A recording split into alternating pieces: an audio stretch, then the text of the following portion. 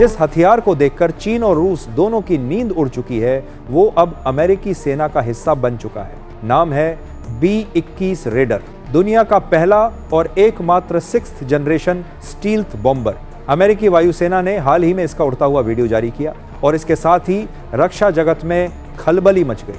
आज हम जानेंगे आखिर क्यों B-21 बॉम्बर को दुनिया का नंबर 1 हथियार कहा जा रहा है, क्यों अमेरिका अपने पुराने लेकिन दिग्गज B-2 स्पिरिट को रिटायर कर रहा है और कैसे ये नया विमान आने वाले दशकों तक हवाई युद्ध की तस्वीर बदलने वाला है। सबसे पहले जानते हैं आखिर क्या है B-21 रेडर। दरअसल ये कोई आम स्टील्थ बॉम्बर नहीं है, ये अब तक का सबसे आधुनिक, घातक और टिकाऊ स्टील्थ प्लेटफॉर्म है। ये 6th जनरेशन बॉम्बर है, यानी अपनी श्रेणी का पहला और अकेला। इसे खास तौर पर बनाया गया है चीन और रूस जैसी बड़ी शक्तियों को चेक में रखने के लिए।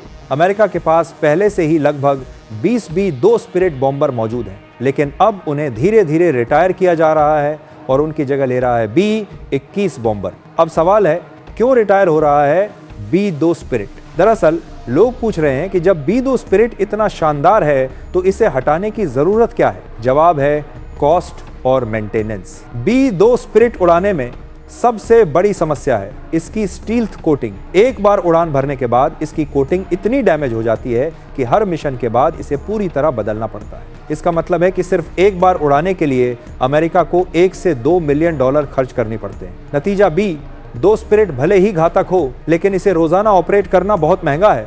इसीलिए अमेरिका ने B-21 को इस तरह डिजाइन किया है कि इसकी स्टील्थ कोटिंग टिकाऊ हो, इसे बार बार रिप्लेस करने की जरूरत नहीं पड़ेगी। कई महीनों या सालों बाद ही रिपेयर की जरूरत होगी। अब चलिए जानते हैं B-21 रेडर की ताकतें।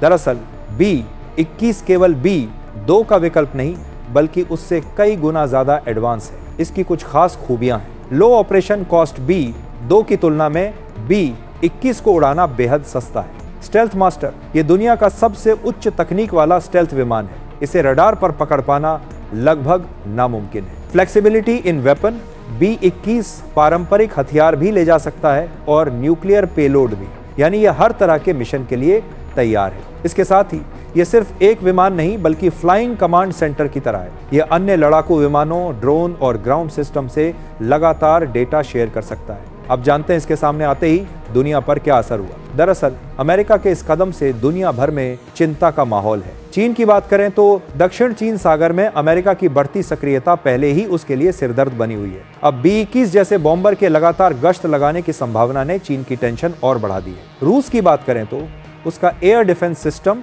दुनिया के सबसे एडवांस माने जाते हैं, लेकिन रिपोर्ट कहती है कि B-21 इन्हें भी मात देने में सक्षम है। बाकी दुनिया की बात करें तो कई देश अभी तक B-2 के लेवल का स्टील्थ बॉम्बर भी नहीं बना पाए हैं। ऐसे में अमेरिका ने सीधे 6th जनरेशन बॉम्बर पेश करके आने वाले 20 से 25 साल की बढ़त बना ली है। अब जानते हैं इसके प्रोडक्शन और फ्यूचर प्लान। अभी अमेरिकी वायुसेना के पास केवल 3 B-21 रेडर मौजूद हैं, लेकिन आने वाले समय में कुल 100 B-21 बनाने की योजना है। इसके लिए अमेरिका ने 3 फैक्ट्रियां खड़ी कर दी हैं। अगले साल के मध्य तक, यानी 2026 के जून-जुलाई तक इसका युद्ध में प्रयोग शुरू हो जाएगा। फिलहाल पायलट्स को ट्रेनिंग दी जा रही है, क्योंकि इस एयरक्राफ्ट में इतनी नई तकनीक है कि पायलट्स को इसे समझने और इस्तेमाल करने में समय लगेगा। अमेरिका चाहता है कि B-21 को सिर्फ बमबारी के लिए नहीं, बल्कि डिटरेंस वेपन के रूप में इस्तेमाल किया जाए। मतलब चीन के आसमान, दक्षिण चीन सागर और इंडो पैसिफिक रीजन में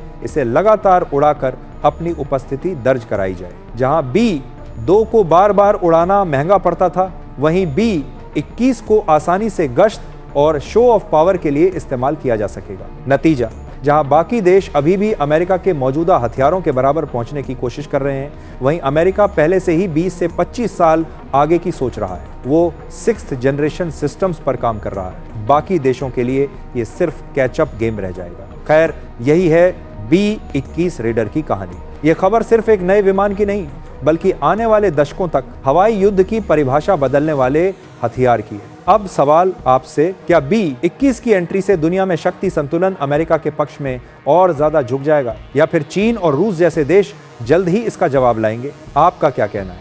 कमेंट करके जरूर बताइए।